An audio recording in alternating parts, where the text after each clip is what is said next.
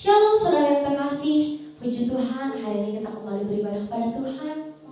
Meskipun saat ini kita masih terpisah di rumah kita masing-masing, tapi kita semua harus percaya bahwa hanya kasih dari surga yang memenuhi setiap tempat kita beribadah. Amin. Haleluya.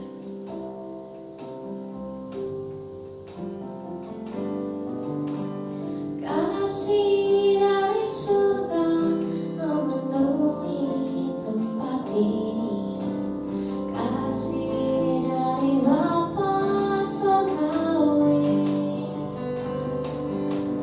Kasih dari Yesus mengalir di hatiku, membuat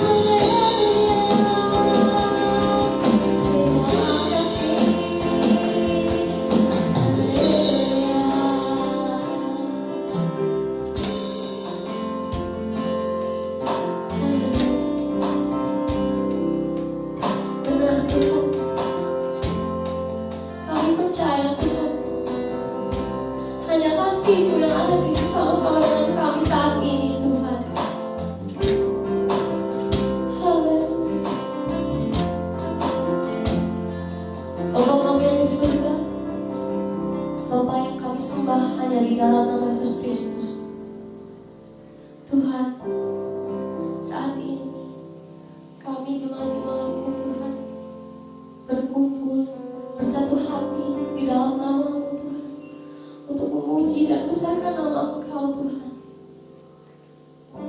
Kiranya Engkau yang beracara di tengah-tengah kami, dari awal, pertengahan hingga akhirnya nanti Tuhan. Kami percaya hanya Roh Kudus-Mu yang hadir di tengah-tengah kami Tuhan. Namun bila ada kuasa-kuasa jahat yang ingin mau ibadah kami Tuhan, kami mau bersatu hati, kami mau tolong kami hancurkan hanya di dalam nama Yesus Kristus. Kau yang menghancurkan roh-roh terkutuk itu Tuhan. Haleluya. Berkatilah ibadah kami ini Tuhan, agar apa yang kami lakukan saat ini dapat berkenan di hadapan-Mu, dapat menyenangkan hati-Mu Tuhan. Bahkan di saat-saat kesusahan seperti ini Tuhan, kami mau menyempatkan waktu kami Tuhan untuk memuji dan besarkan nama-Mu Tuhan. Tiada tempat yang bisa kami datangi Tuhan selain rumah, selain hadirat-Mu Tuhan. Haleluya. Tuhan, berkati juga orang-orang yang menonton acara ibadah ini Tuhan. Kiranya pelayanan kami untuk menjadi berkat bagi mereka semua Tuhan. Haleluya.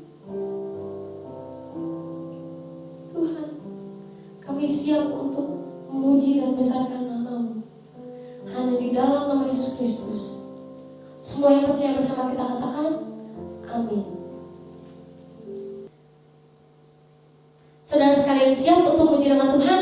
Kita mau bangkit berdiri karena kita mau terbang bersama Tuhan. Kita mau katakan tepuk tangan untuk Tuhan.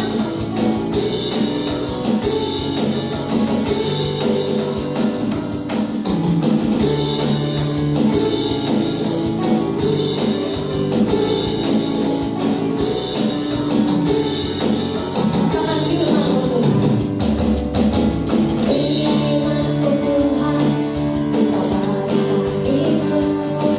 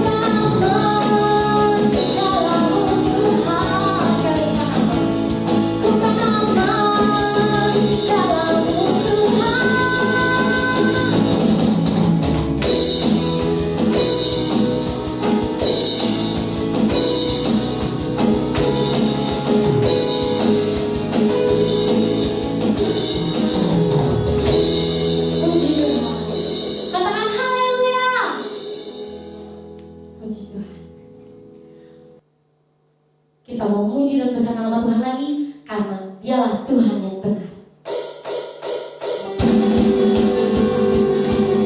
Kita akan tepuk tangan bagi Tuhan.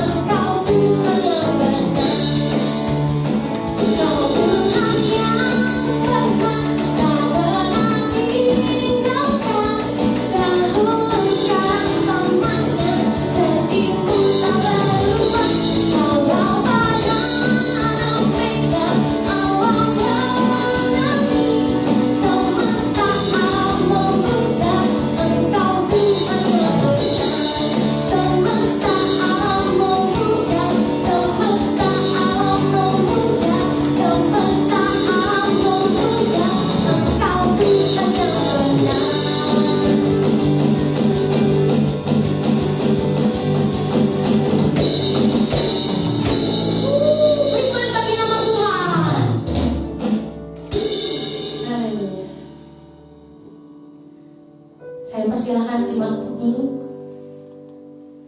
Kita mempersiapkan hati dan pikiran kita,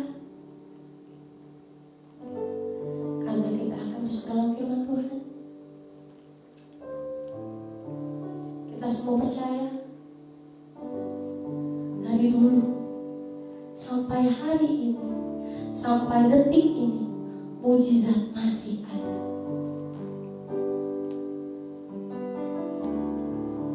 Kita mengatakan,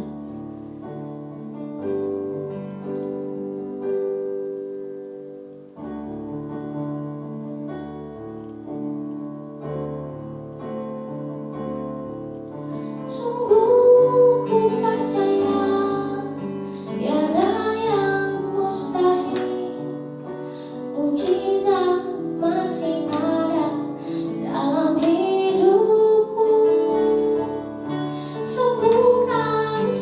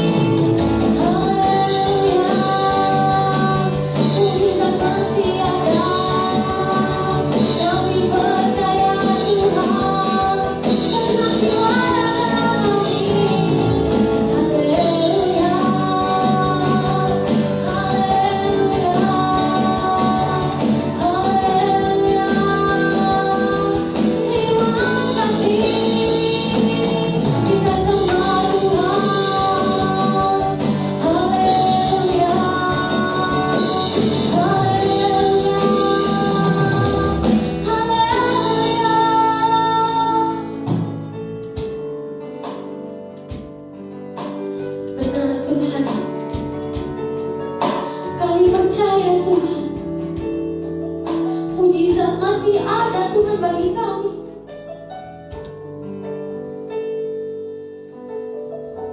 Tuhan, saat ini kami jemaat-jemaat-Mu Tuhan, rindu Tuhan untuk menyaksikan mujizat yang dapat Engkau lakukan Tuhan. Kami percaya tiada yang tak terbatas bagi-Mu Tuhan. Segala sesuatu mungkin Tuhan, hanya di dalam nama Engkau.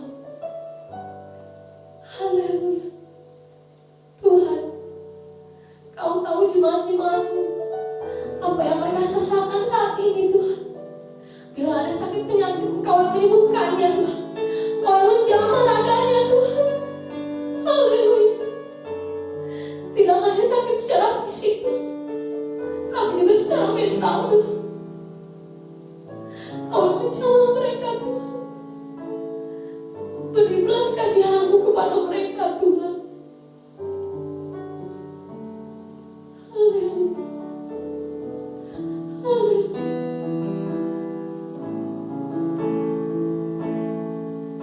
Sungguh ku percaya tiada yang mustahil.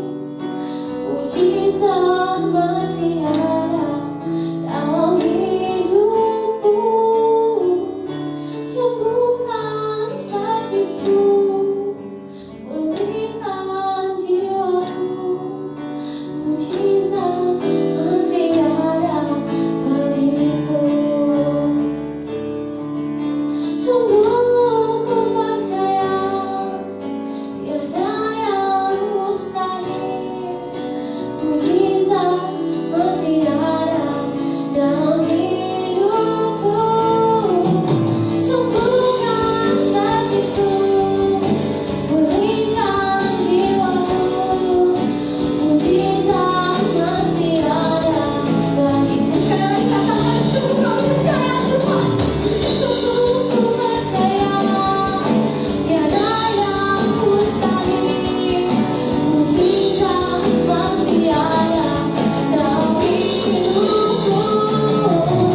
Sembuhkan sakitku, pulihkan jiwaku. Mujizat masih ada bagiku. Mujizat masih ada bagiku. Mujizat masih ada bagiku.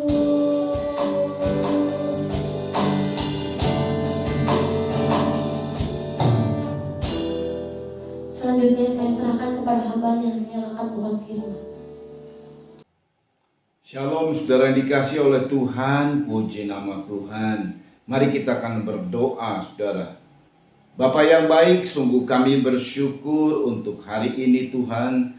Oleh anugerah-Mu kami boleh ada, biarpun kami ada di rumah-rumah masing-masing, tapi kami percaya Roh Kudus ada di rumah kami, oleh karena Engkau adalah roh adanya. Dan kami bersyukur Tuhan, boleh mendapat kesempatan lagi menerima kebenaran firman Tuhan.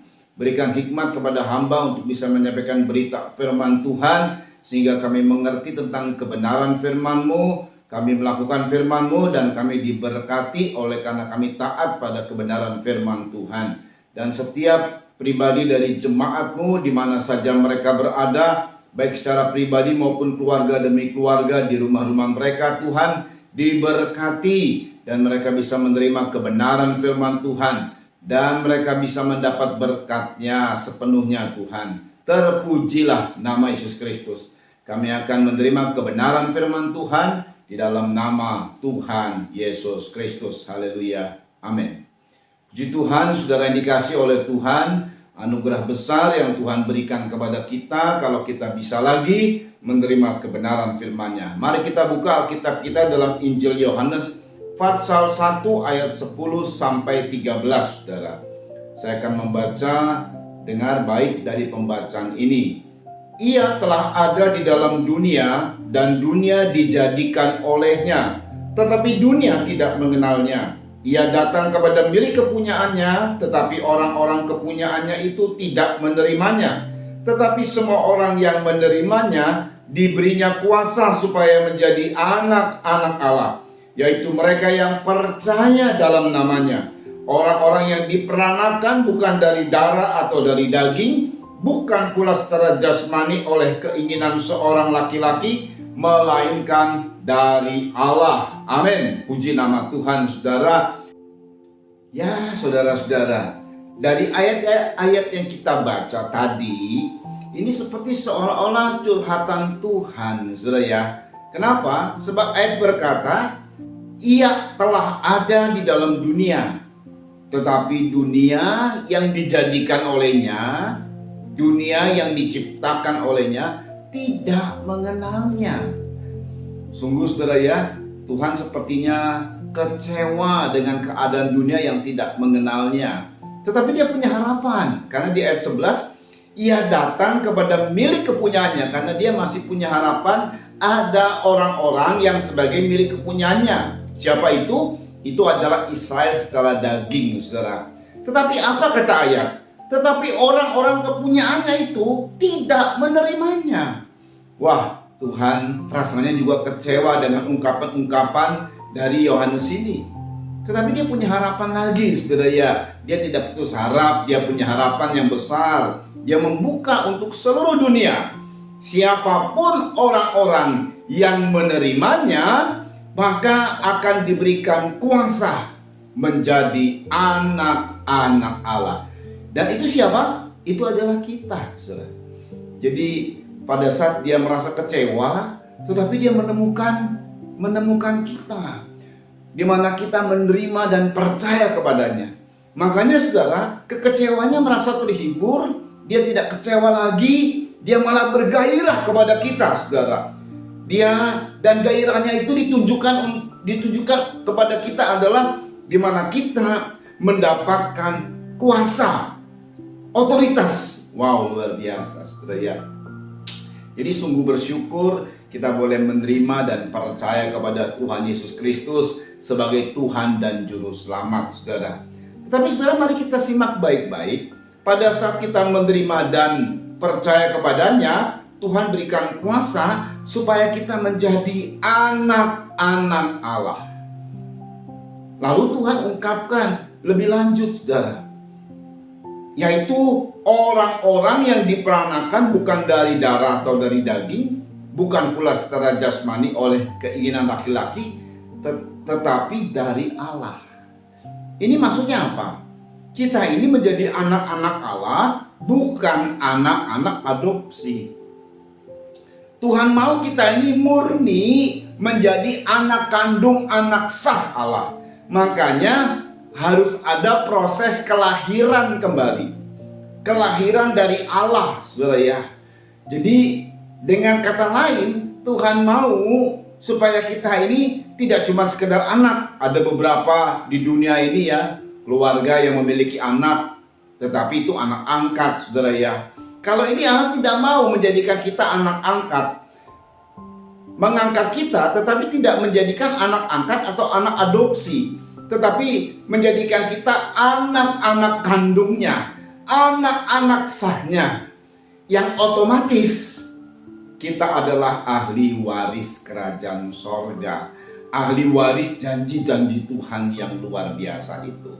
Makanya kita harus mengalami proses kelahiran kembali. Namun kalau kita lihat, ini juga merupakan satu taraf atau satu hal yang kita harus ikuti. Pertama-tama adalah kita harus mengenal Dia, karena dunia tidak mengenal Dia. Kata mengenal di dalam bahasa Yunani memakai kata ginesko. Dan kata ini juga dipakai dalam Injil Yohanes pasal 10 ayat 14. Yohanes pasal 10 ayat 14. Kata Tuhan, Akulah gembala yang baik dan aku mengenal. Ini pakai kata ginesko. Aku mengenal domba-dombaku dan domba-dombaku mengenal aku. Ini merupakan satu taraf awal bagi orang yang sebelum nanti jadi anak menjadi milik kepunyaan. Maka taraf awalnya seorang Kristen harus menjadi dombanya Tuhan, domba sejatinya Tuhan.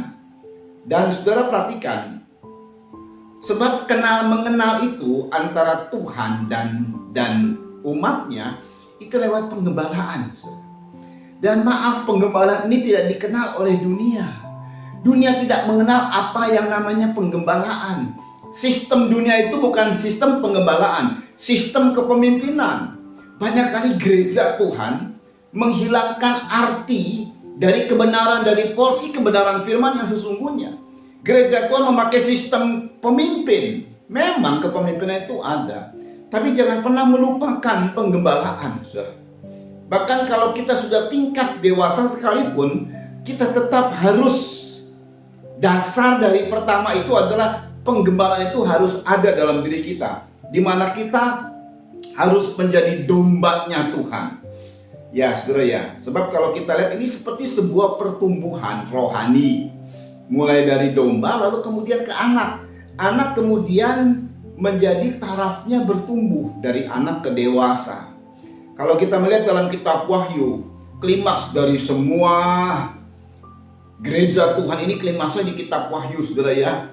Dari sejarah gereja itu klimaksnya di kitab Wahyu, di mana Yesus ditampilkan sebagai mempelai laki-laki, anak domba Allah.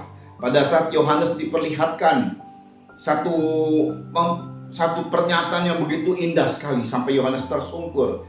Malaikat berkata, "Mari kuperlihatkan kamu kepada mempelai wanita, anak domba Allah." Nah saudara, sungguh luar biasa. Jadi biarpun kita sudah menjadi orang yang katakanlah diberkati, dimuliakan, tetapi dasar dari penggembalaan, di mana kita sebagai domba itu nggak boleh hilang dari kita, saudara.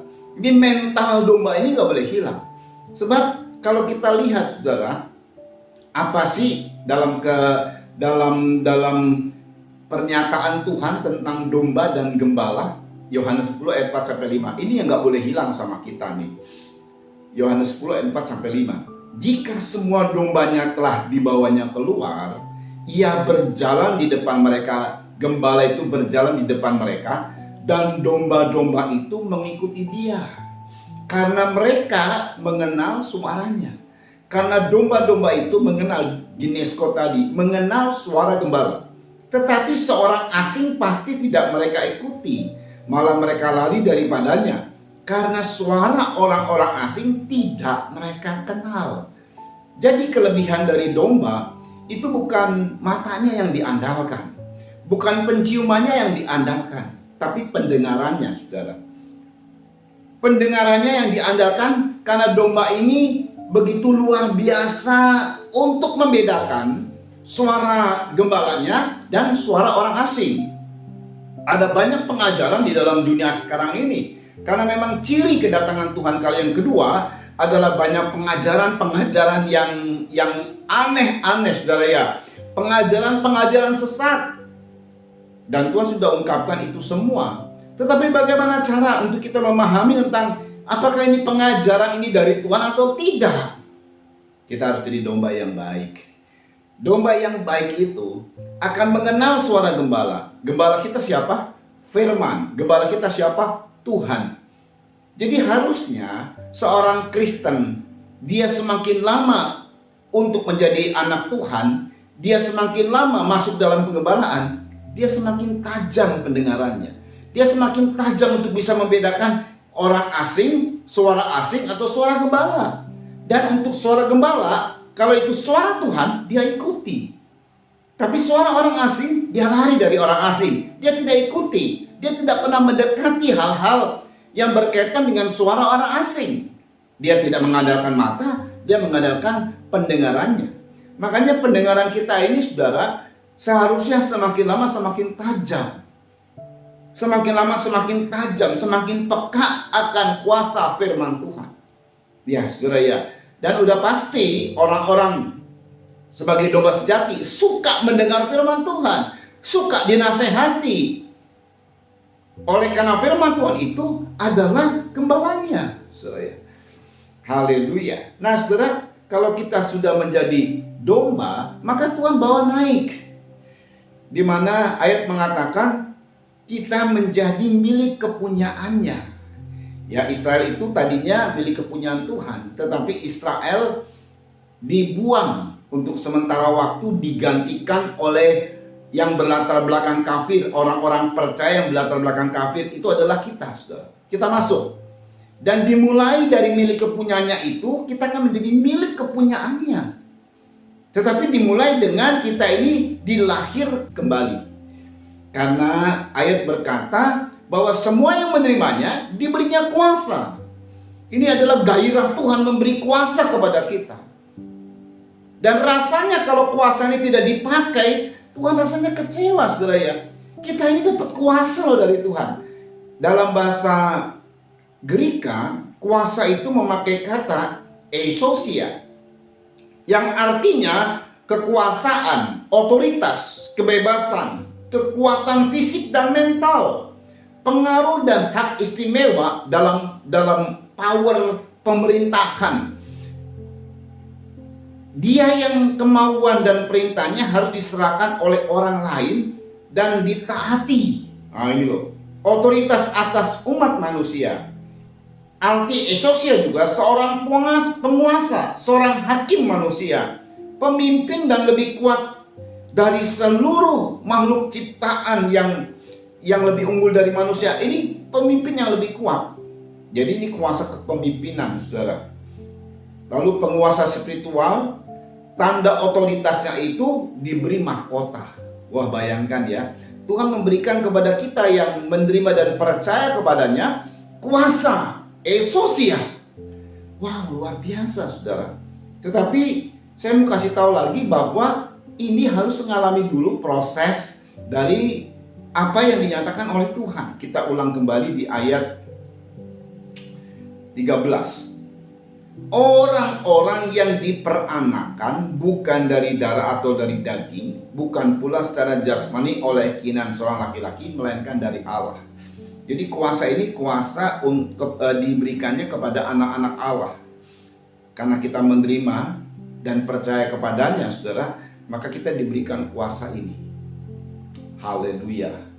Saudara perhatikan baik-baik, tetapi kita harus mengalami satu proses yang namanya proses kelahiran kembali. Yang tadi saya bilang, karena Tuhan tidak mau mengangkat kita menjadi anak lalu dijadikan anak adopsi, tidak. Tuhan mau kita ini anak sah, anak kandungnya yang otomatis ahli waris, baik kerajaan sorga maupun seluruh janji-janji. Dari banyak kebenaran firman Tuhan ada banyak janji. Dan Tuhan mau kita ini menikmati janji. Kita ini dapat penggenapan janji. Itu sebabnya kita harus dilahirkan kembali, saudara. Makanya pada saat seorang yang sungguh luar biasa, guru yang namanya Nikodemus datang dan bertanya, bagaimana aku bisa masuk dalam sorga? Apa jawab Yesus? Yohanes 3 ayat 3-5. Yesus menjawab, katanya, aku berkata kepadamu, sesungguhnya jika seorang tidak dilahirkan kembali, ia tidak dapat melihat kerajaan Allah. Kata Nikodemus kepadanya, bagaimanakah mungkin seorang dilahirkan kalau ia sudah tua? Dapatkah ia masuk kembali ke dalam rahim ibunya dan dilahirkan lagi? Jawab Yesus, aku berkata kepadamu, sesungguhnya jika seorang tidak dilahirkan dari air dan roh, ia tidak dapat masuk ke dalam kerajaan Allah. Ya ini dia, kelahiran Allah itu sudah Tuhan nyatakan, yaitu lahir dari air dan roh, yaitu menerima baptisan air dan baptisan roh. Saudara ya, lahir dari air itu adalah baptisan air, lahir dari roh adalah baptisan Roh Kudus. Ini luar biasa, Tuhan begitu jelas, gamblang sekali memberikan hal-hal di mana Dia menyatakan kebenarannya. Bukan lagi abstrak, saudara. Saya anak Allah seperti apa ya? Saya anak Allah dan tidak adopsi seperti apa ya? Makanya Nikodemus sampai dia bingung, apa harus masuk lagi ke rahim ibu? Tidak, kata Tuhan, kau harus lahir dari air dan roh. Tuhan memberikan satu ketentuan dan Tuhan kerjakan, saudara.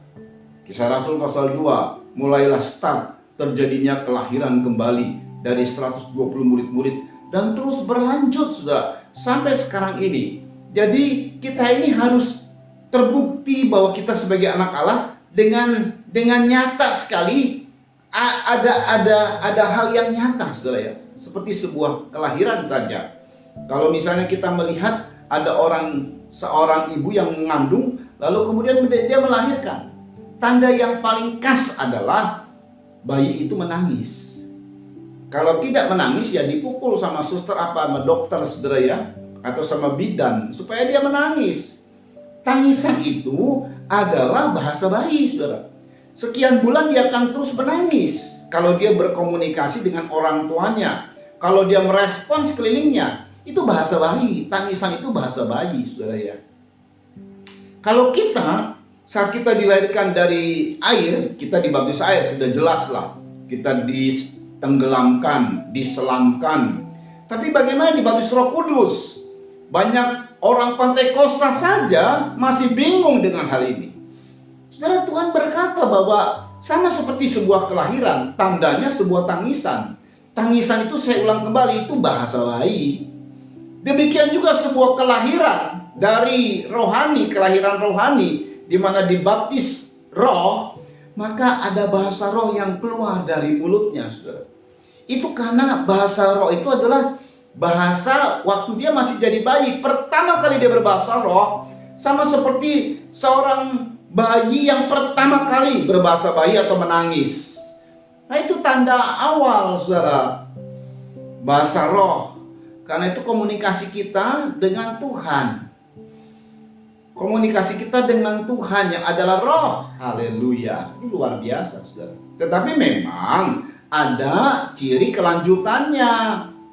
Tidak hanya sekedar berglosolali atau berbahasa roh, tetapi juga ada kelanjutannya. Apa? Dimana kalau misalnya ada seorang ibu, dimana ibu ini punya suami, saudara ya.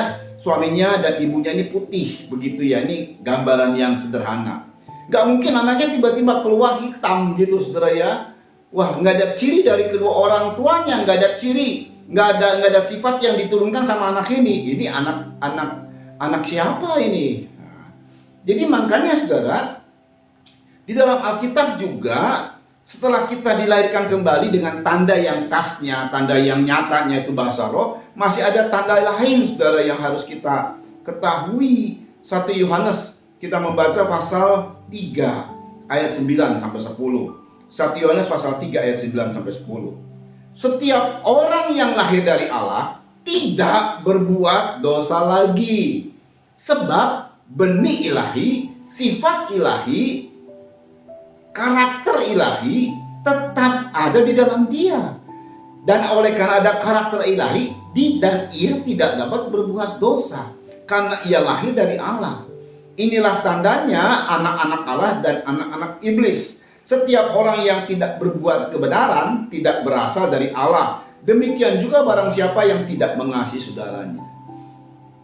Pada saat kita dilahirkan kembali dari air dan dari roh, maka dalam diri kita, saudara ya, ada benih ilahi, karakter ilahi.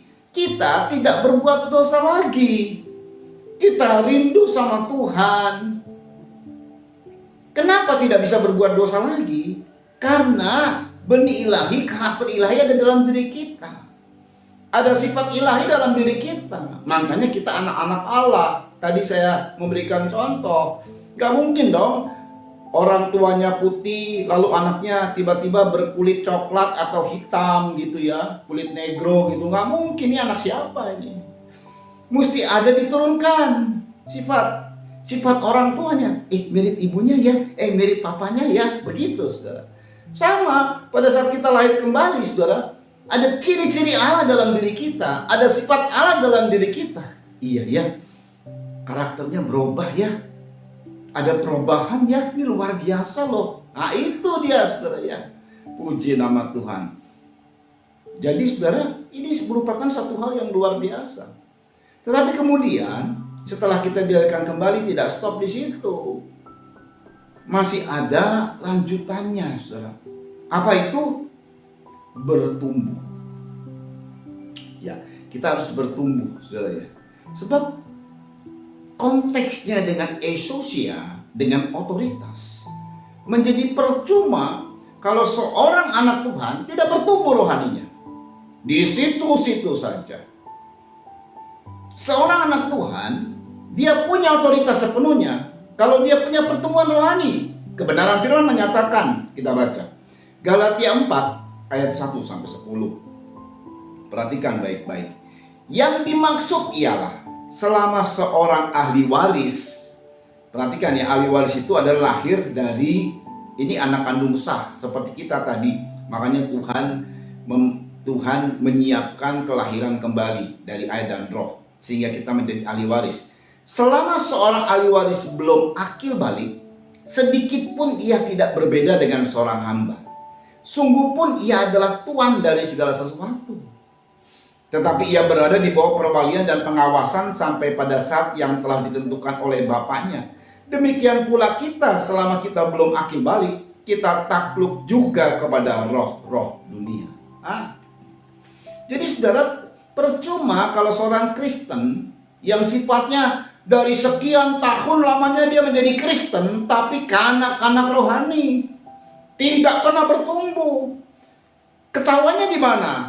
Ya, dalam ayat yang lain berkata begini, aku dahulu kanak-kanak. Dalam apa kelihatannya? Pikiranku, perasaanku, dan perkataanku. Kita lihat saja kanak-kanak tuh. Isi pikirannya adalah main, saudara ya. Perkataannya adalah ya segitulah, sebatas itu. Perbedaan katanya mungkin tidak begitu banyak. Dan keberadaannya, perasaannya cengeng, mudah menangis, tidak tahan menderita, meminta-minta, itu namanya anak. Tapi begitu dia akil balik pun sebenarnya belum dewasa, tapi sudah menunjukkan sebuah tanda kedewasaan. Itu biasanya usia pubertas, itu biasanya di usia 12 tahunan, saudara ya. Ada tanda-tanda kedewasaan. Jadi percuma kata ayat selama kita masih kanak-kanak. Kalau hidup kita mudah bersungut-sungut, ngomel, itu anak-anak tuh egois, baik itu perkataan, perasaannya, pikirannya nggak serius, ibadah nggak serius, segala sesuatu dikerjakan nggak serius, kanak-kanak banget gitu ya. Maka percuma. Otoritas ini hanya teori, tapi otoritas itu menjadi sebuah kenyataan kalau kita sudah mulai menunjukkan tanda-tanda kedewasaan, yaitu usia akil balik. Dan terus berlanjut, saudara ya. Saudara, biarlah kita ini memiliki satu ciri. Kita tunjukkan ciri kita bahwa kita sudah menunjukkan kedewasaan. Sama seperti Yesus, saudara. Yesus pada saat usia 12 tahun dicari sama orang tuanya, menghebohkan orang tuanya. Tapi nggak taunya dia ada di mana? Di rumah, di gereja. Kalau kita di gereja, di bait Allah. Lalu inilah yang diungkapkan sama Tuhan. Lukas pasal 2, kita membaca ayat 46. Sesudah 3 hari mereka menemukan dia dalam bait Allah. Ia sedang duduk di tengah-tengah alim ulama, sambil mendengarkan mereka dan mengajukan pertanyaan-pertanyaan kepada mereka. Dan semua orang yang mendengar dia sangat heran akan kecerdasannya dan segala jawab yang diberikannya. Dengar baik, 48. Dan ketika orang tuanya melihat dia, tercenganglah mereka, lalu kata ibunya kepadanya, "Nak, mengapakah engkau berbuat demikian, menyusahkan kami? Demikian terhadap kami susah, kami dicari-cari engkau 3 hari. Bapamu dan aku dengan cemas mencari engkau." Apa kata Yesus? Jawabnya kepada mereka, "Mengapa kamu mencari aku? Tidakkah kamu tahu bahwa aku harus berada di dalam rumah Bapakku?" Luar biasa. Jadi itulah kehidupannya akil balik. Seperti yang ditunjukkan oleh Yesus.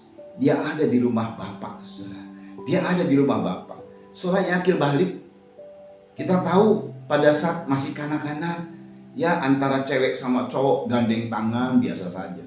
Begitu akil balik terjadi, mulai ada sedikit rasa malu. Kalau cewek sama cowok nggak akan bergandeng tangan, saudara ya. Karena dalam dirinya sudah mulai mengenal, oh itu cowok, saya ini cewek. Kebalikannya juga begitu. Lalu bertumbuhlah rasa cinta, saudara ya. Biarpun diawali dengan cinta monyet, cinta ya begitulah. Tapi ada rasa cinta, saudara ya. Dan itu sebabnya, saudara, akil balik kita secara rohani Kita cinta kepada Tuhan. Kita suka di dalam rumahnya, saudara. Kita suka hadirat Tuhan. Lebih daripada semuanya, cinta sama Tuhan. Itu dia mulai akil balik. Rasa cinta kita ini bertumbuh kepada Tuhan, kepada Kristus, kepada rumahnya. Suka beribadah. Kalau kita berada di ibadah online, kita tetap suka mencari hadirat Tuhan. Biarpun terbatas rasanya, tapi kita mencari hadirat Tuhan. Sungguh luar biasa.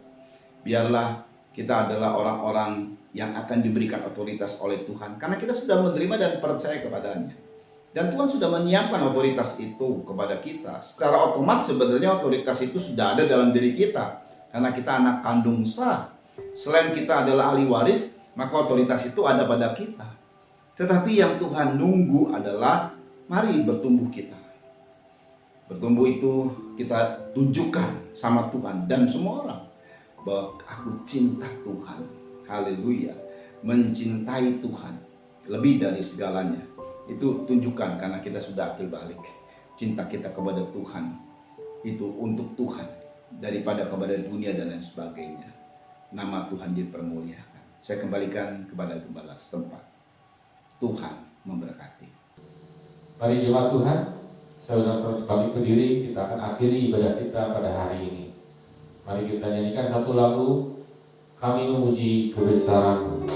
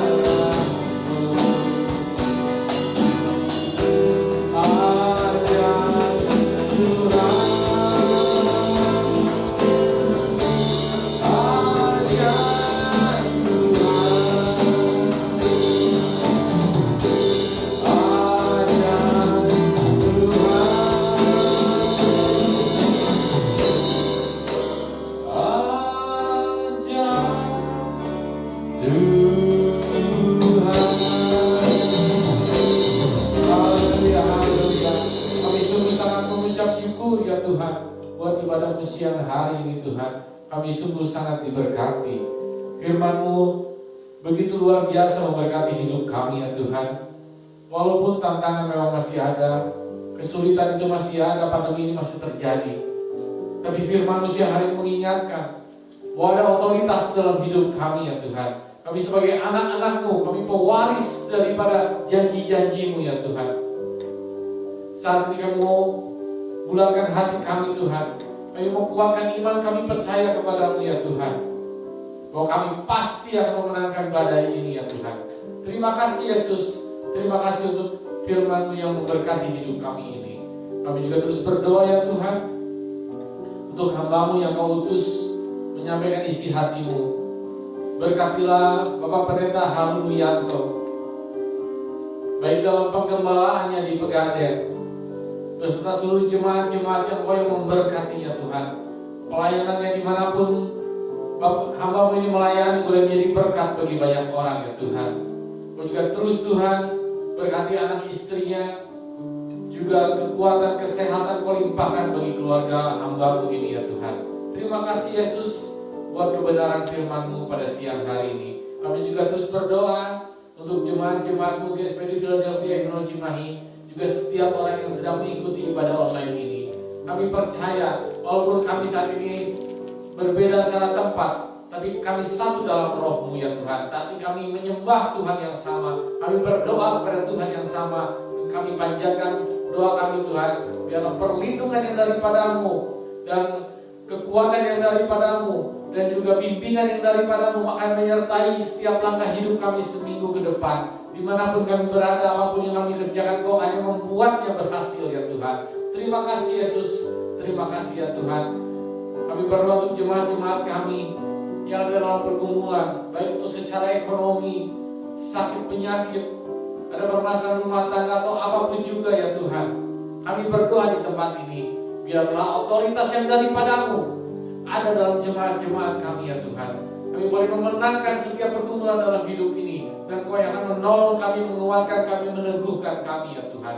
Terima kasih Yesus, terima kasih ya Tuhan. Kami juga terus berdoa ya Tuhan bagi penggembalaan di tempat ini. Berkati Bapak Ibu Gembala kami, terus berikan mereka kesehatan yang daripadamu dalam umur yang lanjut ya Tuhan. Juga kesehatan yang berlimpah, disertai dengan kesejahteraan yang daripadamu, dan roh kewahyuan terus atas mereka ya Tuhan, memberkati hidup mereka semua. Terima kasih ya Tuhan. Kami juga berdoa terus Tuhan untuk para pengerja, diaken, diakonus semuanya, para pemain musik, worship leader yang sudah melayani Engkau. Biar Engkau memberkati apa yang sudah mereka kerjakan ya Tuhan. Terima kasih Yesus. Dan juga kami terus berdoa ya Tuhan bagi bangsa dan negara kami, bagi keadaan di tengah pandemi ini ya Tuhan. Kami percaya pertolongan-Mu ajaib. Akan tiba waktunya Tuhan, kami semua akan keluar dari krisis ini, dan kami boleh terus Tuhan menantikan dengan kesabaran yang daripadamu, dengan ketekunan yang daripadamu, dengan kekuatan yang daripadamu. Terima kasih ya Tuhan. Berdoa bagi para pemimpin negeri ini, berikanlah mereka hati yang bijaksana, hati yang takutkan Engkau dalam setiap pengambilan keputusan. Puji syukur kepadamu Yesus. Dan sebentar Tuhan, kami juga akan berpisah satu sama lain. Kami mau mengangkat tangan kami mau terima berkat yang daripadamu. Mari jemaat Tuhan, angkat tanganmu, katakan amin untuk setiap berkat yang kau terima. Diberkatilah rumah tanggamu, diberkatilah usahamu, diberkatilah pekerjaanmu, diberkatilah pendidikanmu, diberkatilah dalam damai sejahteramu, dalam kebahagiaan, dalam kesehatan yang sempurna. Karena itu hiduplah dan berjalanlah dalam anugerah Allah Bapa, kasih sayang Yesus Kristus, dalam persekutuan yang Roh Kudus, mulai saat ini sampai Maranatha, sampai Yesus datang kedua kembali. Mari setiap orang yang percaya bersama kita katakan amin. Puji Tuhan. Tuhan Yesus memberkati.